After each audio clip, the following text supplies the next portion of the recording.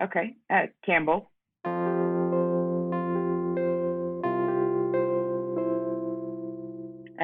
She had a full head of hair, and she was literally a mix between myself and my partner. From the eyes up, she was all him, and from the nose down, she was all me. That's awesome. Yes. That's so great. Yes. I mean, literally, and even it's crazy. Welcome to Still a Part of Us, a podcast where moms and dads share the story of their child who was stillborn or who died in infancy. I'm Winter Red, and on this episode, Kristyn is telling the story of her daughter Kampbell, who was stillborn at 30 weeks for unknown reasons.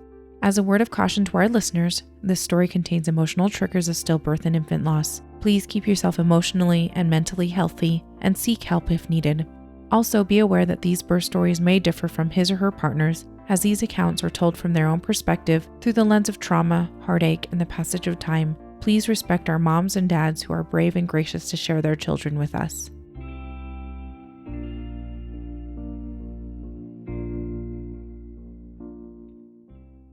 Kristyn, thank you so much for coming on our podcast today. We're blessed to hear from you, and I'm just so excited to chat with you and talk about more about your daughter Kampbell. So tell me a little bit about yourself and what you do on a daily basis, what your family looks like right now. Okay. I just wanted to say I'm an essential worker. So Perfect. I work most of the time. I work all of the time, actually. There's, to be honest, from a day-to-day standpoint, there's not much that I have time to do. I mean, my work schedule, I work dead in the afternoon, so I go in at 2 o'clock, and then I get off at 10:30. So it's hard to I mean, those are kind of yucky hours. Yeah, they are. Have time to do anything. Yeah, it kind of sucks. But yeah. So I pretty much I'm a work and home person. I'm pretty much a homebody. I don't get out too much.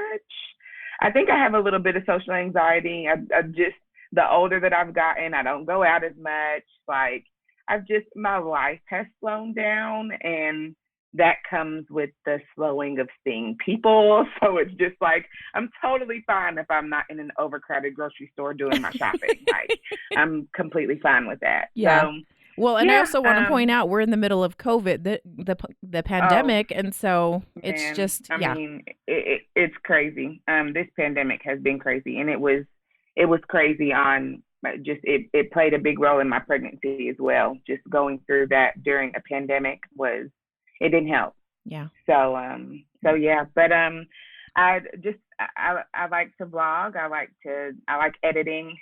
So I like to have control over starting from just bits and pieces and putting everything together in one big thing. I love that. So that's just kind of awesome. What I enjoy doing. That's wonderful. And you said vlogging, right? Not blogging. Right, vlogging, like vlogging, like video logging. Perfect. I just wanted to clarify, just because I don't know if it came across really well on the recording, but I think that's really fun, because that takes a lot of discipline to do the editing part. I'm going to tell you that right now.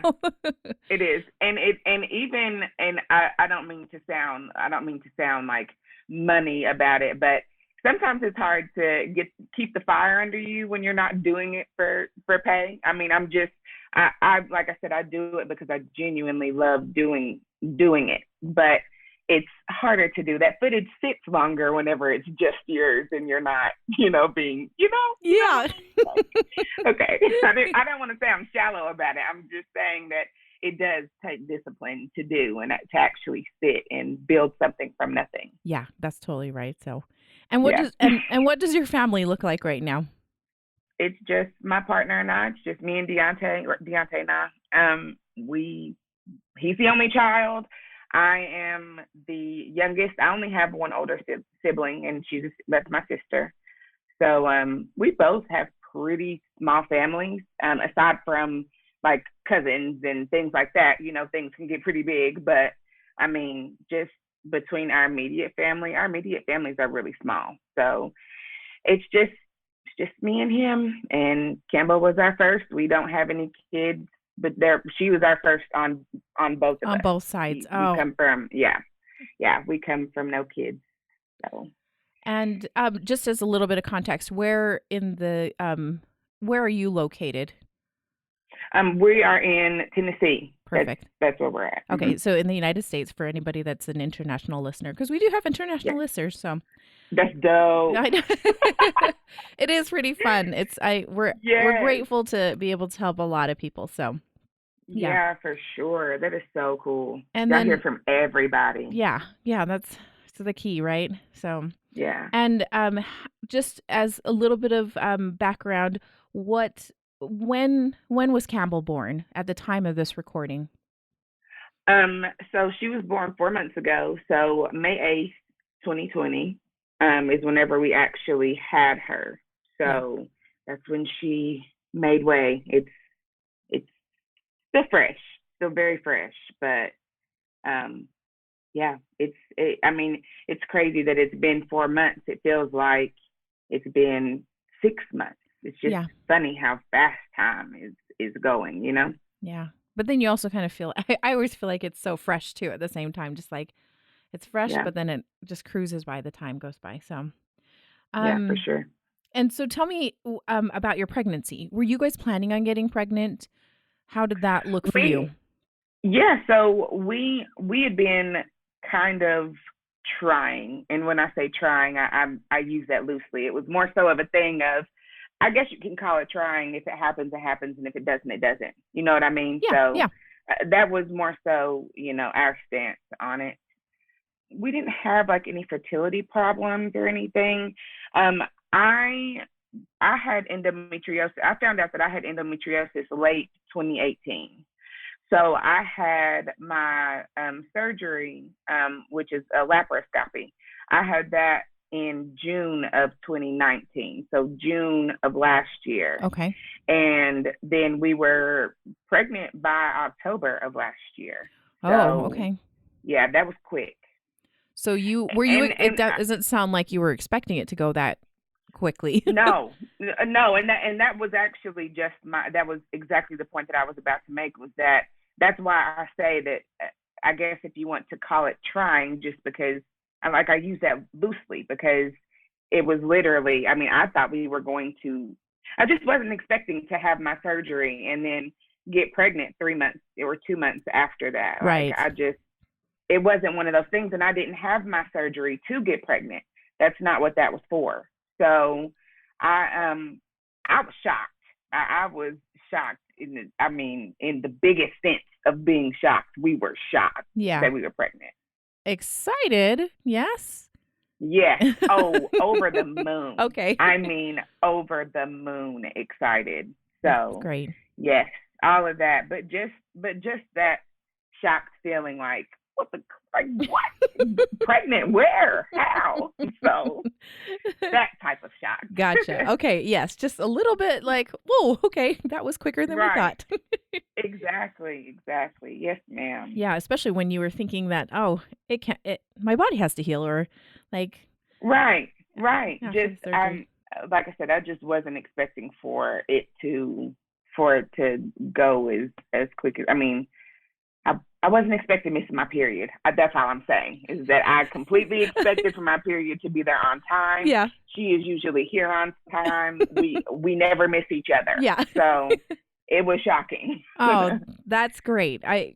Yes, that's great then. Yeah, for sure. It sounds like a pleasant surprise then. And how it was. You guys, because of the endometriosis, were you guys trying kind of before then, and that's when you discovered the endometriosis? And yeah, so my cramps were terrible. My cramps were excruciating, and it wasn't that we kind of had the mentality of, if it happens, it happens. If it doesn't, it doesn't. About a year before, we just said, okay, we're not going to. I don't know how deep we can go, and I don't want to be like vulgar whenever. Okay, just we weren't pulling out. We weren't doing anything. There was no type of contraceptive period. Yeah, okay. So there was nothing going on. So whenever it was about a year until it just, like I said, until it just happened. So I don't know if that really answers your question. I hope it does. Yeah.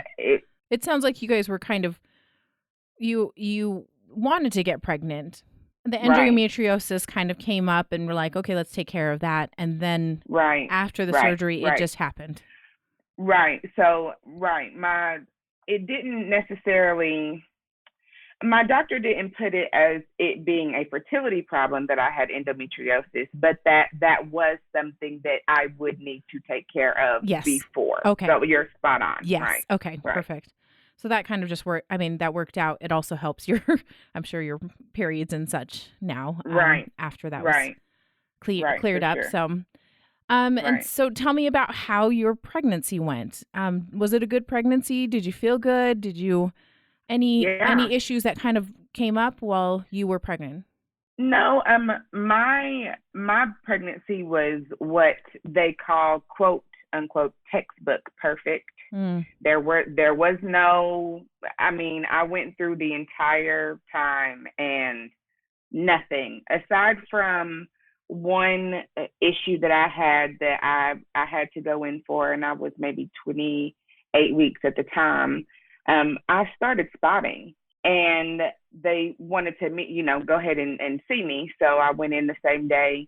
They checked on her, everything was fine, but my cervix was irritated.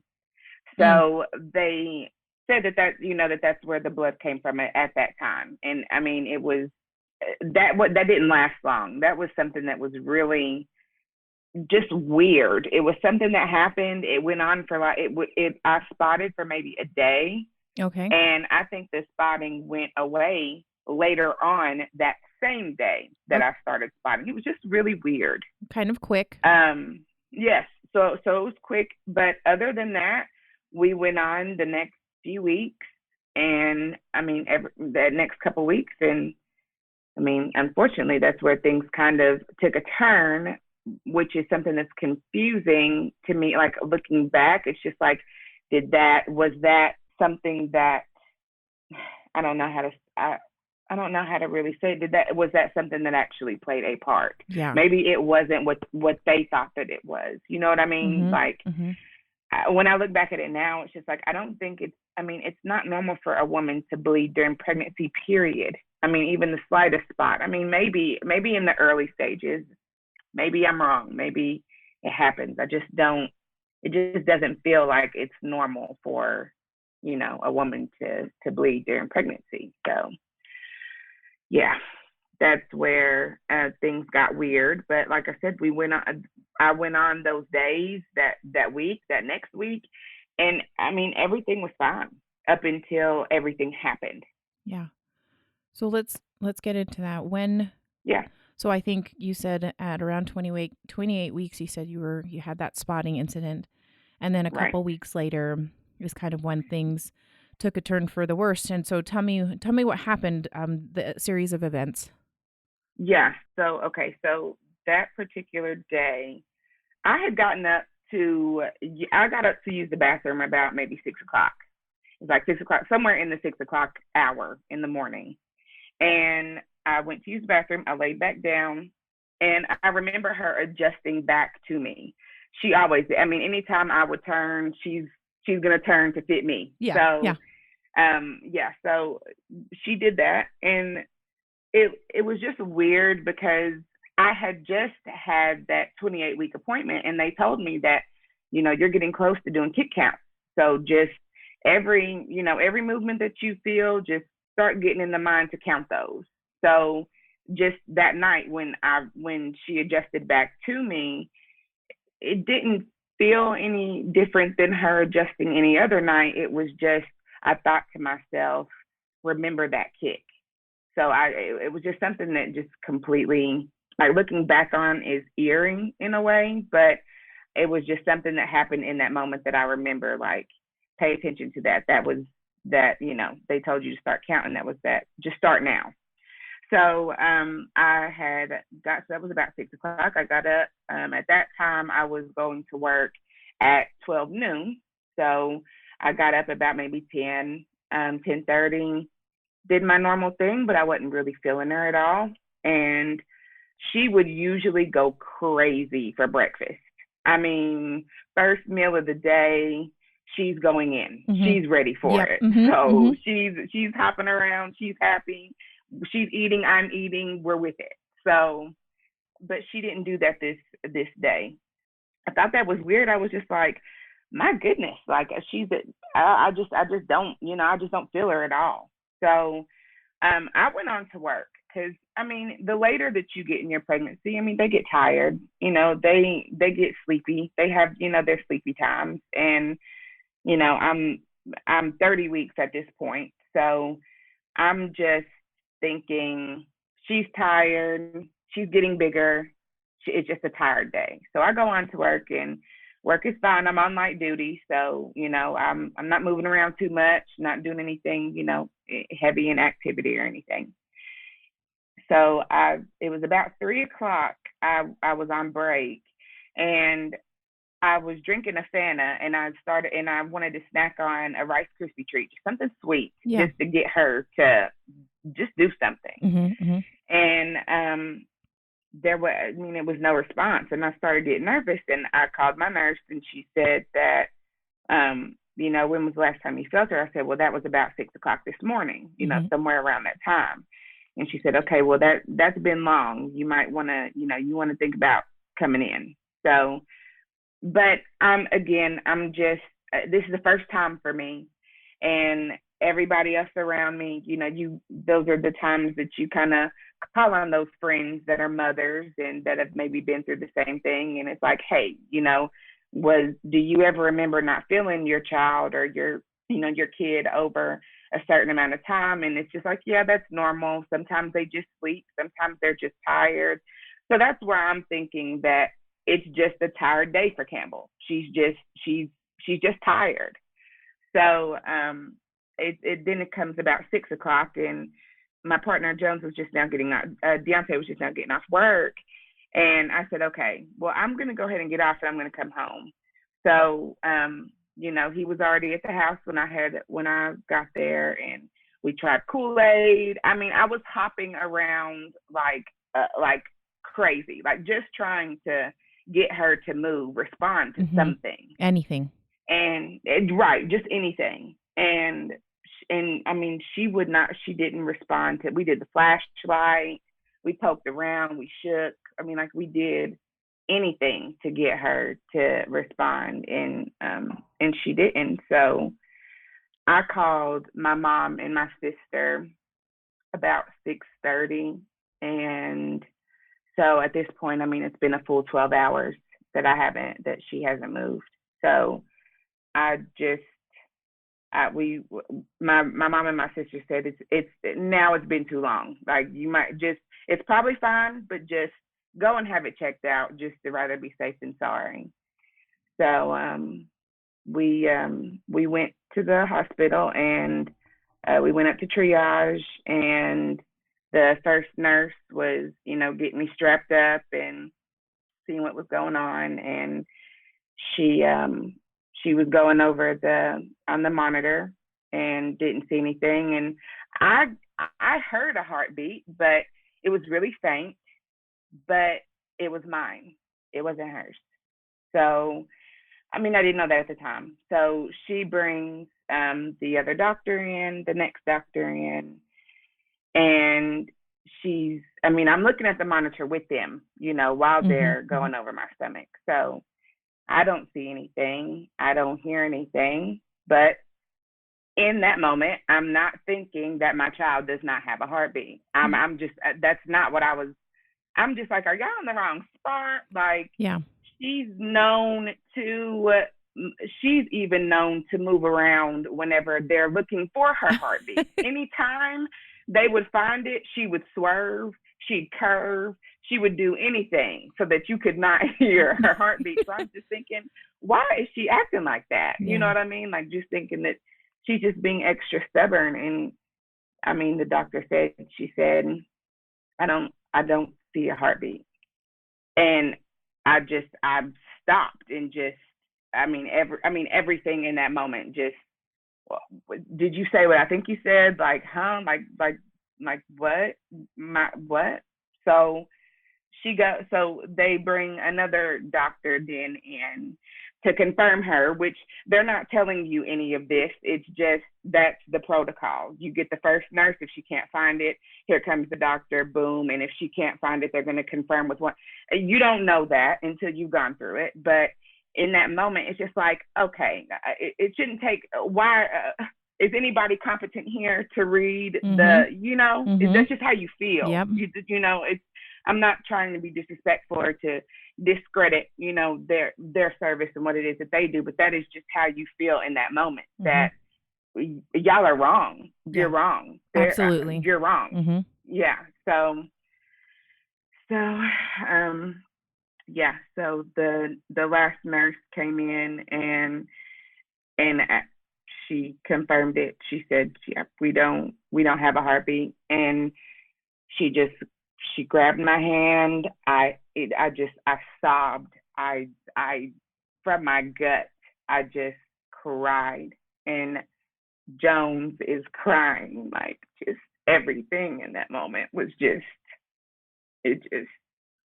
wouldn't, you do know because you've been through it, but just how you feel in that moment is just it's indescribable. You can't, you know what I mean? It's just hard to describe that feeling of everybody's wrong. She hasn't moved. Everything just the cards our face are just staring back at you. Like, this is what you've been dealt, So we they left us alone for a little bit, and we just cried. We just cried. There wasn't anything to say. I asked, just what happened, God, what happened? I just felt her.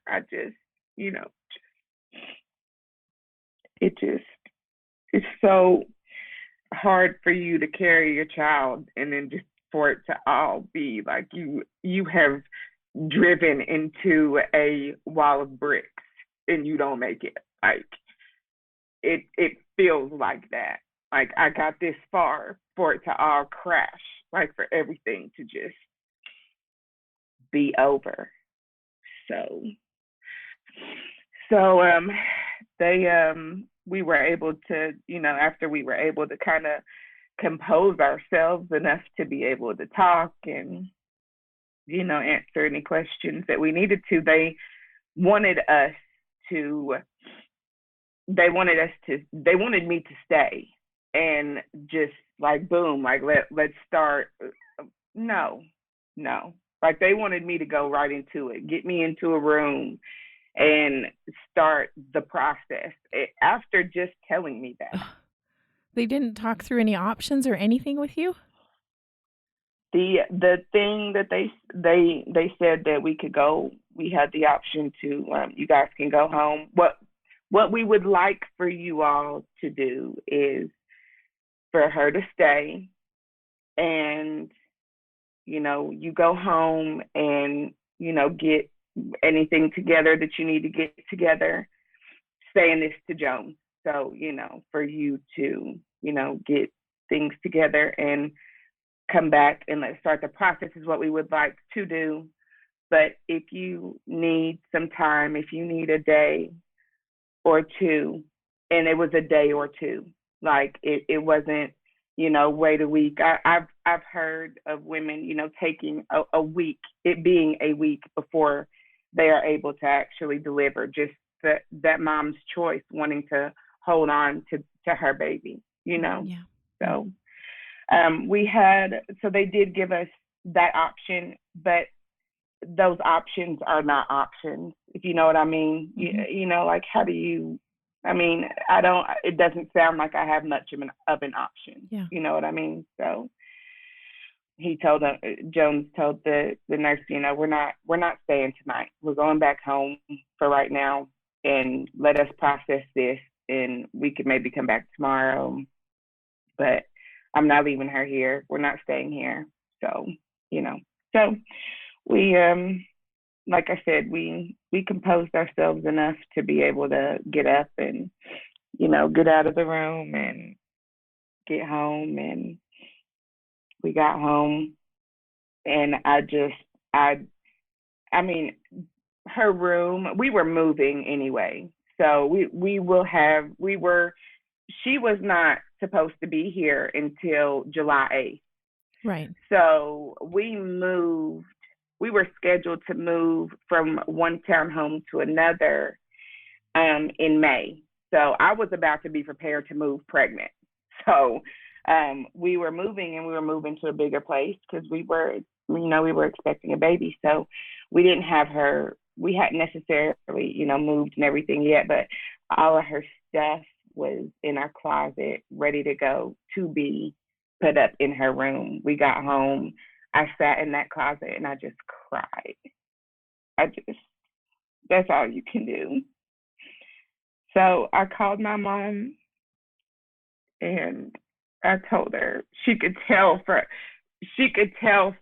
the tone in my voice. I said, Mama, and she said, what? Like, it was just one of those, like, what are you about to tell me? Like, she just knew that it was not good. Yeah. And I said, Campbell didn't make it. She doesn't have a heartbeat. And we sobbed. I mean, we cried like babies together. And so I lost my dad back in January of 2018. I had my nephew, or my sister had my nephew in December of 2018. So this next baby was my baby. Like, there was literally, from the time that my dad passed, there was a baby each year. And Campbell was the second baby, the second year that he was not here. So that was hard. So, but, this is just, it is terrible. Like, I don't mean to go off on, like a tangent or anything, but just the emotions and the things that people go through when they hear those words, that their child does not have a heartbeat. If you have not heard those words, you have not felt that pain. It's just, it puts you in a mindset of feeling like everything has caved in on top of your world, losing your child, who is your world. I mean, she was our first baby between both of us, and what else are we here for? We're here for her. Like, this is going to be our first reason, to be, So he called his mom, and she came straight to the house and was there for us for, a few hours. And the next day, we decided to go in. So this was actually the day that we found out was May 5th. So we went in May 6th. We went in at like 9:45, maybe close to 10, somewhere around that there in the morning, to start inducing me. Let's see. So we went in. Okay, so that was about 10. Okay, so things from there seemed like they went quick as far as getting induced, getting changed, getting the IV started. Like, some of those things just seemed to fly, like looking back at it. Mm-hmm. But we were in the hospital for 3 days. Oh, okay. So we went in on the 6th. We didn't have her until the 8th. So roughly 3 days. Yeah. It's more like 2 days, right? So the first day was, it's just the emotions off of just being told that. And then, like, if it were under different circumstances, I probably wouldn't turn my nose up at birth. You know what I mean? Like, that was just losing my first child, my first experience, all during a pandemic. not being able to have family and friends because you are in a pandemic. It was just Jones and I. We were not able to have anybody. There was no taking shifts or my mom coming in. There were no outsiders. It's you and your partner, and that is until y'all leave. Yeah, and there was probably you probably had to get COVID tested. I mean, and Yeah, you were wearing a mask, and I mean, yeah, there's so many protocols at hospitals right now, and yeah, it is intense. So yeah, that would be hard. That would be so yeah, hard. yeah. That was just, and you're in a room at the end of the hallway, and it's just, just knowing that. I mean, we passed so many people, even just, them finding out, okay, well, you're going to labor and delivery, because with the COVID protocols, they want to know, where are you going in the hospital. So, I mean, just people seeing that labor and delivery sticker and them writing it up and saying good luck and you push that baby out, and it's just, you have no idea that it is the exact opposite of. I understand the gesture, and I understand that, it's the hospitality, and you're trying to be nice, but not everybody's circumstance is nice, you know.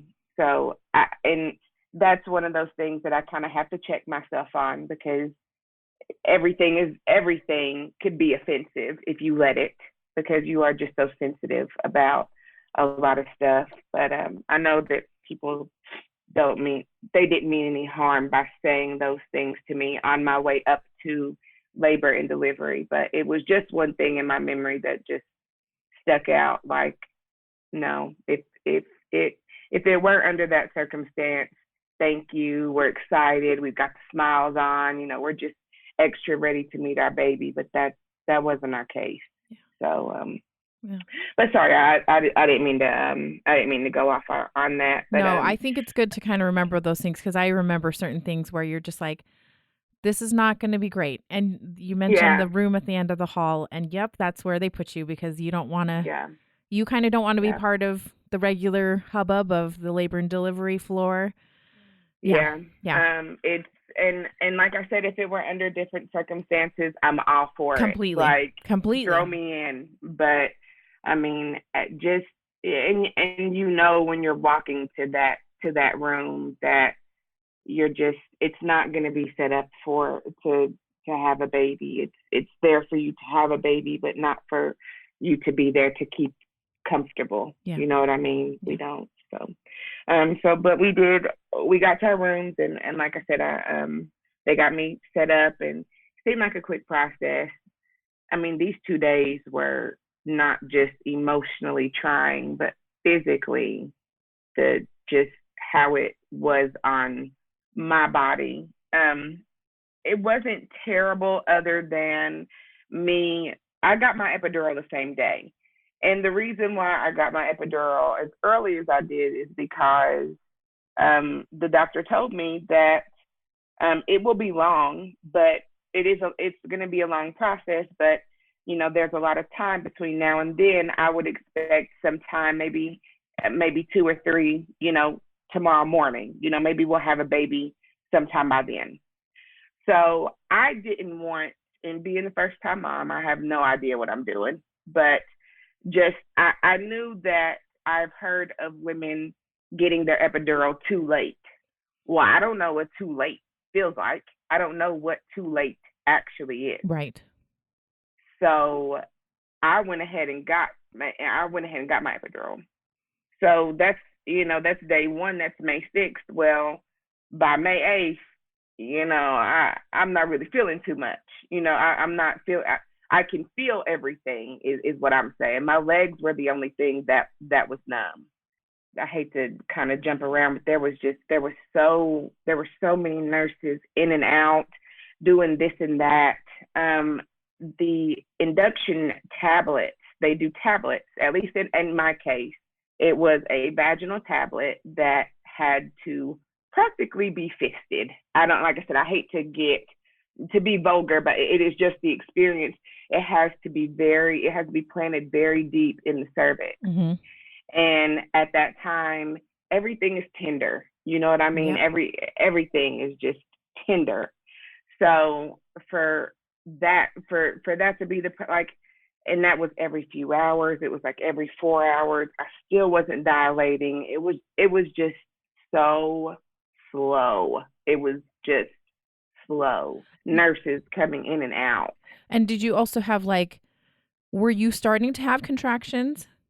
I did. Okay. I was contracting. They told me you're contracting, but you're not dilating. Okay. So we can see the contractions, but your cervix is not moving. It's just we're at a standstill right now. So I mean, they did the cervical balloon. I mean, just all of that uncomfortable, yucky stuff to try to get me to dilate. And finally, Friday, so this is May 8th, I had told my nurse that, I'm not numb. The only thing that's numb on me are my legs. I can feel every time they come in here to give me that tablet, I can feel everything. So I knew then that I was more than likely, unless you all redo my epidural, I'm going to feel having my child. Mm-hmm. Mm-hmm. So I told my nurse, so this was about maybe, I'm not even sure I don't even know what time it was. And pardon me for the time, because I was so in my feelings on what to expect, not knowing what to expect. I wasn't looking at the time. Yeah. I wasn't, I'm not concentrating on any of that other than the fact that I'm about to do the hardest thing that I will probably do in life. And I just, I called my nurse and I told her, I don't feel anything unless you guys, give me some relief with this epidural, because I can feel everything. I'm hurting. So I sent the anesthesiologist in to give me an extra dose, which did not do anything. I felt like they needed to replace it. I felt like they needed to do it over. But maybe that's what they mean by it. You can get your epidural too late, or you can't get it too late, because by that time it was literally too late. So, my nurse came in the very last time. She told me on her way out. She said, "You've dilated a pretty good amount. You're at 4 centimeters. So if you feel like you have to poop, it's probably the baby dropping, or the baby's moving down anyways," is what she said. And it was literally maybe 20 minutes from the time that she told me that and she left out that I felt Kampbell drop. Oh. And it was go time. I was like, you were at a 4 centimeter, and then 20 minutes later, oh my goodness. Yes, it was time to go. So there wasn't a lot of time to do anything but to get the nurse and to get my nurse back in, to get the doctor in there. So we didn't do practice pushes. There was no setting up the room. There was none of that. She couldn't even get her light down out of the big exam light from the roof. She didn't have time to get that down. She couldn't get that down until after I had her. It was time to go when I felt her drop. And and like I said, I apologize on the times. I can't tell you if I pushed for 10 or 15 minutes. All I know is I pushed about a good 5 or 6 times, and she was out. And she was and it was over. And I just when she came out, I just held on to Jones and I said, she's not crying. She's not gonna cry. So that was I think, like, just knowing that you're already nervous and you're already dealing with the anticipation, like you're in a hospital bed delivering a child, like, you're doing one of the most badass things that a woman can do, period. Yeah. But it's just when that it was just, she's not crying. She's not gonna cry. I can't hear. She's just, I don't you know. So, I mean, just trying to like cope, I guess, in that moment that the room is pretty much silent. We're the only ones crying. It's only me and Jones crying. You just don't think that that's how, you just don't see it happen like that. And nobody warns you that that could be a possibility either. Nobody tells you that. A little bit further down the line, A, B, C, and D can go wrong. People don't do that. People don't talk about how fragile that pregnancy actually is. Anything can happen at any point in time. You're blessed to make it full term. So, or even close to, and still have a healthy baby. We only had 10 more weeks. My baby she could have lived in the NICU. Just, you know what I mean? Yeah. Like she was breathing. She could do, she could do on her own, but that's just not what happened. So getting through that and not hearing her, there were just so many emotions that were going through just at that point in time. Like I said, like to feel like I just pushed a baby out, I just gave birth to a baby, and the feeling that you feel like you've been carrying this being this whole time and now it's out, but the circumstances are just so different. They're just, it's so painful. It's just painful, not just knowing that you're not going home with the baby like everybody else gets to go home with the baby. Yeah. So, I mean, feeling that in that moment, we know that people don't go home with their children all the time. We know that, but you just don't think that that's going to be you. Yeah. So not at all. Yeah, we had her, and I wanted them to get her cleaned up before before I saw her and everything. I just wanted to. I was scared. I didn't know, not that it would matter what she would look like. It wouldn't matter at all. It's just because it wasn't how you envision it, and it going so left from how you envision it, there's just that fear of just everything, what is she going to look like? What, just the experience in itself was not anything that I could have imagined, if that makes sense. Oh yeah. Yes, you envision something completely different. It going completely differently. Yeah.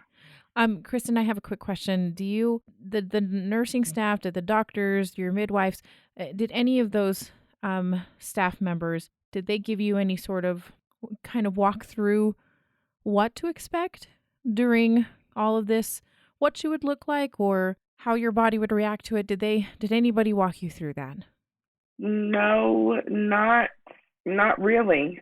I had questions more so of, like I said, when are we going to have her? Like, when can I expect to have her? Like, those were more so my questions. And their stance on it was that these situations are different from, other people. So it's hard for them to say that it's going to go this way. Well, we don't know, because we're making your body do something that it's not ready to do. Yeah. We don't know if you're going to be here. You know what I mean? Like, they expected that we would have a baby the next morning, but it ended up being another day. Like, it's just, there are those things that they can't warn you about, that they can't plan you for. You know what I mean? So there wasn't a lot of heads up in what this would look like, or what it will, when it's time, what it'll look like and how things will be. There was no preparation. There wasn't. We literally walked into everything with a blind eye. We did not know what to expect. When they cleaned me up for maybe, it probably took about 30 minutes to an hour, maybe just to get to, go through and do the exam and deliver the placenta and do all that, like I said, yucky stuff, after the afterbirth, which is completely gross that people don't talk about. I mean, afterbirth is just, it's yucky. I'm using a good word, but it's just. You're getting sewn up. You're getting things pushed out of you that you're just like, It's not, it's not pretty. It's not cute. No, it's not cute in the slightest sense. So, so they cleaned me up, and it was, like I said, about 30, maybe 45 minutes, and they brought her back to us, and we saw her Joan saw her when I was actually having her. So he told me when she had first come out, she looks like you. That was the first thing he said, really? She looks like you. Yeah. So actually being able to see her, like them bring, and she's all clean, and just so I could really see her, and we held her and we just cried. We didn't have her long either. We didn't keep her extra long, and this is one of my regrets, that I didn't hold on to her. But for 2 days that I'm in a hospital bed, I'm trying to prepare myself as much as possible. I got on YouTube and I started looking at videos from people and listening to people's experiences with stillbirths. Would have never done it, but there's a video for everything. And believe it or not, people are talking about their stories even on YouTube, just to get it out, just to, get that off. And I had listened to a few women's stories where they said that they had their baby for so long that they could start to see, death overcome their child. Yeah. And I didn't know how fast that would happen. I didn't know if that was something that was, going to happen within, 5 hours. Like, I knew I didn't want to see it happen. I wanted to see her in perfect form, the way I had her cleaned up. That's the memory that I wanted to take. I didn't want it to be anything other than that. So other than time not being on my side in that moment, we had her for maybe 45 minutes to an hour, probably, and just passed her back and forth between each other. And I was so upset and just so out of so out of what was actually going on. I didn't even pick my phone up to take a picture of Jones and Campbell. I was that big of a wreck that I couldn't get a picture of, Yeah. And even that's just something that I think about, that is just one of my biggest regrets, not just not keeping her longer, but that in that moment I was that much of a mess that I wasn't worried about where my phone was to even, I'm not thinking about taking pictures. This isn't that occasion. You know what I mean? Like where everybody's got their phones out and taking pictures of that's just not what this was. Yeah. So I didn't even know that I wanted to see her, because I knew that I didn't want to fall in love with her like that, because I wasn't going to be able to, I couldn't keep her, so to me, psychologically, it was just, I had to pick the lesser of two evils. It's either you spend this little bit of time with her and torture yourself that you're gonna have to give her up, or you don't have any options. There's not a right or a wrong way to do any of this. But that's just something that tears me up. I mean, this whole process, of course, is I mean, it's bad enough, but I'm just saying, just the little things that you think about throughout the whole process, like we can't get it back because our kids are not here. We don't get to kiss our baby goodbye and do like that was the one time we kissed our baby goodbye, and that was the last time. So it just, it's just hard. It's hard. It's really hard. We gave her back, and we had already chosen to cremate. I didn't want to bury my baby. I just I just did not think that I would be able to sit and watch and witness burying my child. And I wanted her with me. So Yeah. we chose cremation so that way we could have her anywhere we go. I'm not sure which podcast that I was listening to of yours. I'm not sure which episode it was, but one of the girls said that we move around. I would hate to bury my baby and not stay in the same place and Yeah. have to pick up and move, and that made so much sense. In that moment, I was thinking of it more so of I don't think I would be able to see that happen versus a deeper meaning. What if we move? What if Yeah. we don't stay here? Yeah, exactly. And from experience, losing people, having lost people, when life, when you finally are able to get back up and start working and start moving and start getting back into a routine, you find yourself not going to visit those burial sites as much as you used to. You know what I mean? And it's not that you ever forget about that person, whether it be a parent or a grandparent or friend, or just, it's not that you forget about them, but it's that our lives are so busy that we can't find time to go and sit with those people at their last resting site. Yeah. And I didn't ever want to get so wrapped up in life that I can't go and visit my baby and spend time with my baby. So my mom actually is really good friends with a funeral home owner. And he actually did my father's funeral.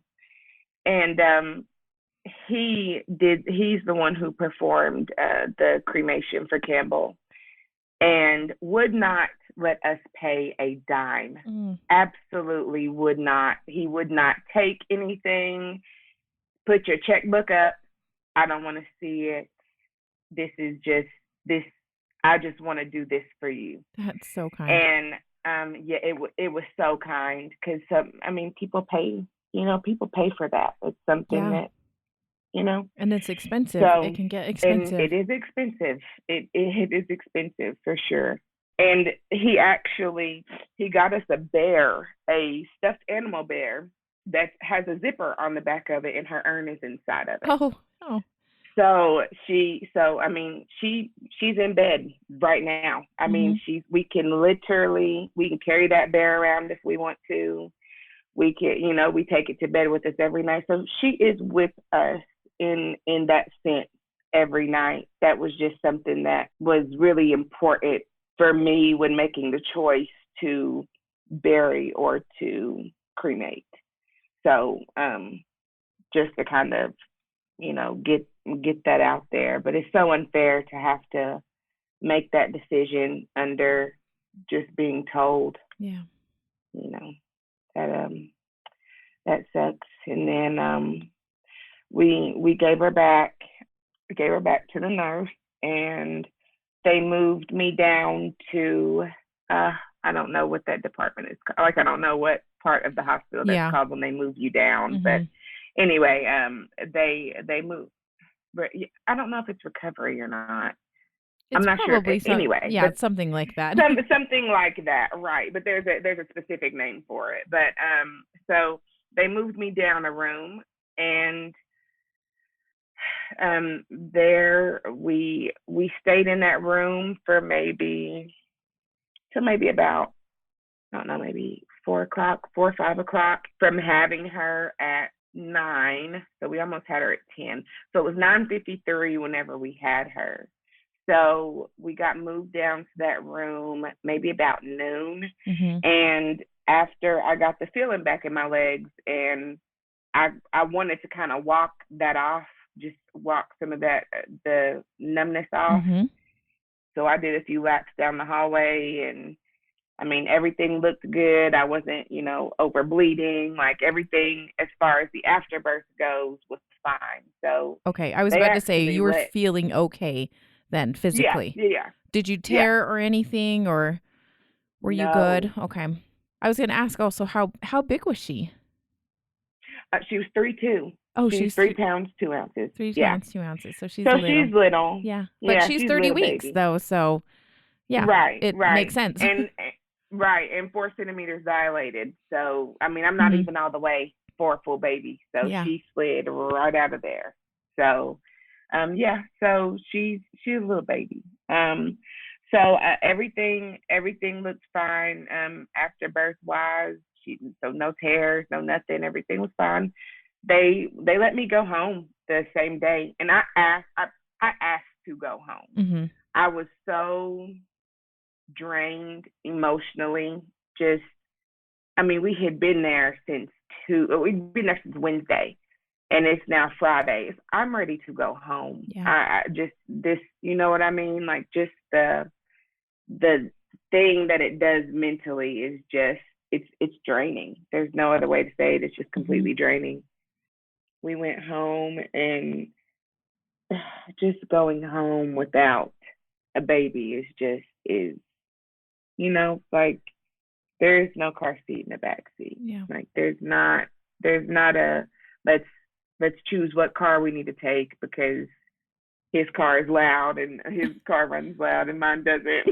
That was one thing that we were scared about, is I don't know if she's gonna like all that noise from your car whenever we first take her home. So, but you don't get the chance to, worry about that. In this circumstance, you don't get the chance to worry about that. So, just sad, just sad going back home and just being sad. I mean, what is there? What's there to do? What's there? I mean, you literally thought that I thought that I was going to be walking in and I was going to be sleep deprived from just, just having passed the baby and her eating and just, just a first time mom, and just how hard it is to, be a parent. And you just think that that's the life that you're going for when you walk out of this hospital. And no, pretty much back to normal life, although it is very unnormal, if that's a word. Yep. It's it's so unnormal. Yeah, it is. It's not something that, I mean, just even going back to work and getting back into a routine without a baby, knowing that you have just had a baby. I mean, and just the reminder that your body plays on you after having your baby. Your milk is coming in. You're gonna bleed from the time that, until your body decides to dry it up. It's just, there's always reminders. My body still needed my baby after having her. My boobs were sore for a week and a half, just trying to get some relief from them being swollen, and just I cried every morning for 2 weeks straight, until I thought that I would be able, when am I going to get up and not cry? It was just one of those things where, when am I not going to cry? You want to give yourself time, but crying is draining. It takes a lot out of you. And when you're doing that for, hours a day, it's tiring. Yeah. Going home and do just facing reality when you leave that hospital without your child is, I don't know. I don't even have a word for it, Winter, to be honest with you. I don't know. It's not, I think you used it before. It's unnormal. Like it it's is. It's so very abnormal. just It it is. doesn't feel right. It doesn't and Sorry. you shouldn't be sad about this kind of occasion, but it is everything Yeah. about it is so so sad. Yeah. Yeah. Um, there's a part of me that's just, a part of me that's kind of glad that I didn't come home to a full on nursery because we still had things to do. But I mean, whenever I had Campbell and going home without her, I mean, I had to go and pack up all her clothes and put her clothes in, just packing that stuff up and just realizing that that was your opportunity. Like, and it's just like, it feels like a missed opportunity. Like, well, there that went, it's just, it's hard. It's so hard. Yeah. It is. It is. Kristyn, were there any conclusions about what had happened to Campbell? Like, did they see anything in the placenta? Was there anything at all that? No. Oh, No, the only thing that she told me and about my placenta was that it was just smaller than where it would normally measure at 30 weeks. But my doctor did not said that didn't play a role. Everything within the examining of the actual placenta, there were no tears, there was no punctures, no nothing. yeah, So okay. everything with the placenta was fine. They threw out. I know I'm gonna butcher this. I think it's Gabriel DeVries syndrome. Mm-hmm. It's pretty much an extra. Like the clinical characteristics are like a mild to profound developmental delays for in somebody who actually has that and lives that syndrome and actually lives and goes on about life. Huh. Now, this was actually prompted by a biopsy. So I did not do an autopsy. Mm-hmm. That was not something that Jones and I wanted to do. Mm-hmm. I was not comfortable with that. I did not want to. Don't go cutting on. You know what I mean? Like, just don't. She's not a lab rat. You know what I mean? Mm-hmm. She's not. She's, and you don't know what they do. I know that they're just looking for things, and that's subject to whomever's decision it is to make to do that. That was not a decision that I was comfortable with making, was to have an autopsy. Yeah. So, but what I was comfortable with was for them to do a biopsy. You can take a sample, okay, and you can send that off and do what you need to with it. So the Gabriel DeVries syndrome, that was prompted by that biopsy because it came back that she had a duplicate gene. So chromosome 14 actually duplicated in her process in me making her. Mm-hmm. So in doing some more research, they checked Jones and I both. So we both gave them a lab, and it turns out that he actually has the duplicate gene.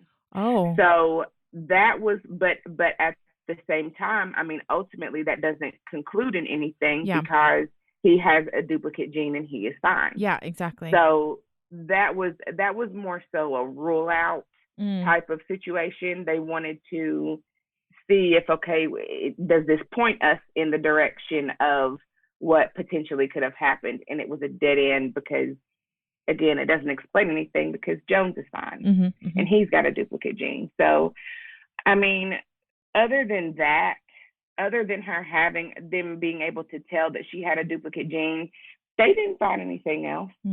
They didn't see anything else. There was nothing in her lab that came back that would have made them think that, okay, well, that's conclusive, then that's what happened. Nothing like that. So we have no answers.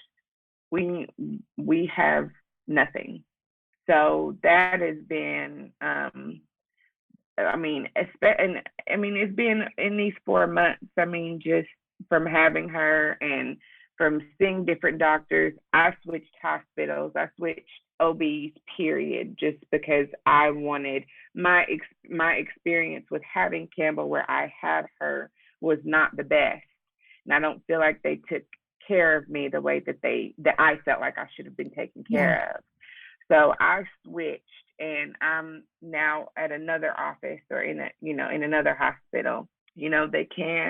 They're the ones who even got this far and told us that there was a duplicate gene situation going on. You know what I mean? So I feel comfortable with them, but they don't, there's only so much that they can do if they, I guess, and who's to say that if we would have chosen autopsy that they would have found anything then? You know what I mean? It's just, it's one of those things where, you're damned if you do and you're damned if you don't, So yeah, we didn't get any answers. And that's been, it extremely, extremely hard pill to swallow and frustrating just to know, like, to say, well, I had a baby, she didn't make it. Oh, what happened? I don't know. Yeah. You know what I mean? Like, it's just, you want a reason. Right. I would like to be able to tell you that I know what happened, but only thing that I can tell people is that I had her early. That's the only thing that I feel like will make sense to somebody, that knows very little. It's just that I had her early. That's the only thing that I can give. Yeah. Again, at 30 weeks, there are people who have children at 30 weeks and their kids live. Yeah. They might have a few problems, a few developmental delays here and there, but, mostly, hopefully, in hopeful circumstances, things that can be worked on that might take a little extra time, but they can be worked on, but not to just completely not have your child. You know what I mean? So yeah, it's been hard. And like I said, it's still fresh. At this point in time, it's only been 4 months. We're not even at the half-year mark. Yeah. So. These are the months that are so raw and so terrible and hard. So yeah, they are for sure. But yeah, we getting back to work, and I took 8 weeks. I believe I took 8 weeks off from work after I had her, and I needed that just so I don't have to worry about work. I don't have to worry about questions. I don't have to worry about just rushing myself back into a routine, even though, as unnormal as things are, if you were to look around, things are what they used to be before we had Campbell. You know what I mean? Just our work schedules are the same. Like, just the only thing that's different is that my child is not here. Yeah. But if my child is not here, you kind of have to, you go on, not as if it didn't happen, but it can feel that way sometimes. Yeah. It can feel like I had the hardest time after having Campbell, like feeling like I was a mother, that I should call myself a mother. And not to mention, we had her on the 8th and Mother's Day was the 10th. I know. I was about to say it was 2 days later. I just remember that. Yes. My first Mother's Day, I was supposed to be pregnant. So, even though she still wouldn't have been here, I would have been, pregnant, expecting, my baby for Mother's Day. So I struggled with finding an identity as far as calling myself a mother. I feel like a mother in a sense of I utilize my body in that manner, but I don't want to feel like a mother just because I can say I've had a child. I want to be a mother because I'm raising that child that I had. Yeah. You know what I mean? Yeah. Like, it's just, those kind of feelings after having baby they're hard to navigate. They're hard to feel like you have a place in even being able to, like, I'm very maternal anyway. My niece and my nephew, I'm very second mom. So if my sister is not in the room, I'm next in command. I'm on them. Like that. You're Just that nurturing. girl. Yeah. Yes. So it's just hard still feeling like, well, I'm a mom, but I'm not a mom. So feeling like you need to stay in your place somewhat, It's a weird feeling, Yes. but you feel it nevertheless. It is a feeling. Yeah. Yeah. So yeah, that was our experience with her. I mean, I hate that it turned out the way that it did, obviously, but she was perfect. I mean, she was perfect. You would never, other than just the fact that she wasn't breathing. I mean, she was perfect. Yeah. Looked perfect. That nose, that mouth. I mean, I cannot believe that. Like, and just for her to be our first kid, like, you know how sometimes whenever you see other people's kids, it's like, oh, well, that's a mix. You're a mix between your mom and your dad, Yeah. or you are your mom and or your dad. And my child is literally Jones and myself. That's awesome. It is crazy. Yeah. Jones didn't see it initially. He was just like, she looks like you. She looks like you. And in one of the pictures that he got of her, that he took of her, I mean, I said, look at those eyes. He's got the slant in his eyes naturally. He's just got a slant to his eyes. She had the same thing. It is crazy. That is great. But she was, I mean, just to remember anything from my experience, my baby was beautiful. I mean, we all brag on our kids, and I totally get it. I'm not one of those people that's just like, oh, I have the most beautiful daughter in the world. It's not that at all. It's just she was literally perfect. I can't explain it. She was perfect. Yeah. Well, that is awesome. I am so glad that is what you remember and what you kind of, that's I want to end on that, because it's just like, you do want to talk about your kids, and the fact that she was perfect is just wonderful. And that she was like a mix of you guys perfectly. So yes. Oh my gosh. I wouldn't be one of those people that are able to say, oh, I did that. Like, because she looks exactly like me. Sometimes that parent claims the child by themselves. No, that's me and him both. So she's just, I mean, like I said, I can only wish that this was under different circumstances, and I would be able to raise her and see where she would be now, what she looked like, what she cries like, what she laughs like, what she giggles like, just all of that. But to be able to see, like, we made her. Like, that's dope. And we're first time parents, so we're in amazement, period. Like, we don't know anything from our parents had us. We don't know anything about, like, having children. So yeah, just to see how it actually all happened, like, the stork didn't drop anything. Yeah. We did that. Yeah, you're like, that was us. It was all us. Yeah, that was us. I love it. Yeah. Kristyn, I'm going to ask one last question, because I actually am curious about this. How did you guys choose Campbell's name? Oh, okay. So we went back and forth for weeks on names. I mean, I got to the point where I was just like, don't tell me any more names. I'm not going to tell you no more. And whenever we both don't have attitudes about names, then we'll come and we'll talk about names. It was so frustrating. Everything I liked, he didn't like. Yep. Everything he liked, I didn't like. So, but I remembered my niece, and back whenever they were going to school, so this was a few years ago, she had a friend named Campbell. And I said, that when I first heard the name Campbell, it was like literally like violins to my ears. Like, it was just like, I love that name. Yeah. I love the name Campbell.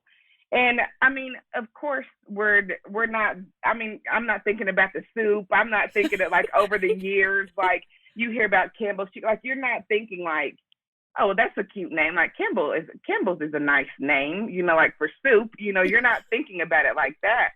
But it's like, when my niece came, she said, I've got a really good friend and her name is Kampbell. And I said, I love her name. And years later, so not even thinking anything at that time, but years later, here I am pregnant with my own kid. And I come across, I was like, oh, Campbell, I remember that name. And I was like, I sent him a text and I said, do you like the name Campbell? And he said, I actually kind of like that. So we went and we rocked with it. So because you're like, we agreed on something. Yes, we agreed on one. That's it. We're not, nothing else. We're going with it. Shut it down. We're going with it. It's settled. I know, that is seriously the key. Yeah. So that's how we came up with her name. There wasn't any looking through baby name books or anything like that. It was a name that I heard in passing years ago, and it came back around, and we loved it, and we thought that it would be perfect for our little girl. I think that's great. Well, Kristyn, thank you so much for telling us about Kampbell. I know it is such a hard thing to do, and you are so new to the loss, to your loss, and so thank you so much for being brave and sharing Kampbell with us and your story. Absolutely. Thank you for giving me the platform to do so. For sure. When I emailed you all, I literally, this was a few days after having Kampbell. I was in bed and miserable and in my feelings and just looking for some things that I could relate to, or just, you know, because people don't, it's not something that you know a few people that have just had a stillbirth. No, you know, and you don't. You can call and talk to, right? And it was probably 4:00 in the morning that night, and I was just on my phone, and I was like, I wonder if they have a podcast or something like this. And your all's podcast started up, and I listened to, I don't remember what episode it was. It was one of those first few episodes that I listened to, and I was sold. I said, there are people that are going through the same thing, and even though it might not have happened the same way, some of the feelings, some of the grief, some of those things are all the same. And it's just crazy that you just don't know about this community until you become a part of it. Yeah.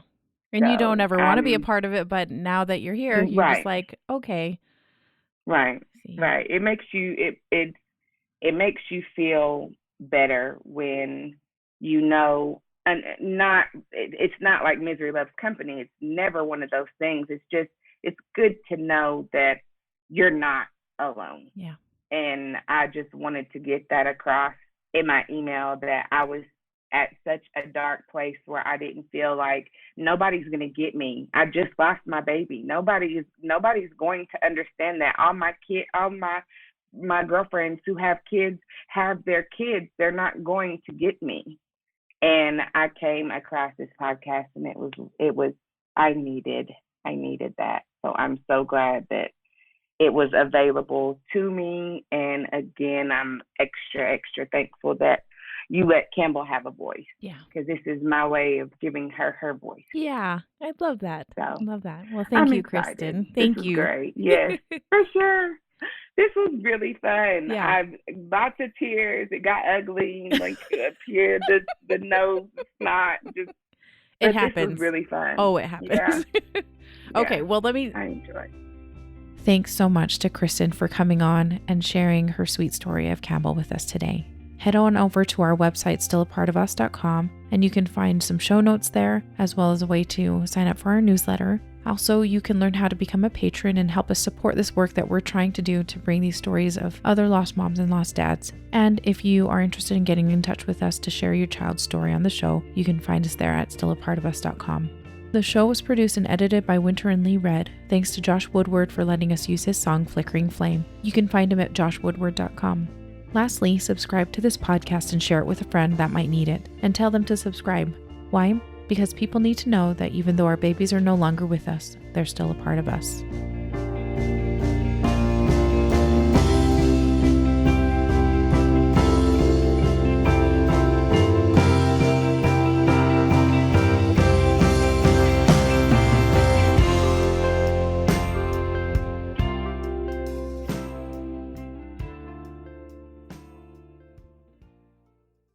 I went to a restaurant that serves breakfast at any time, so I ordered French toast during the Renaissance. Stephen Wright.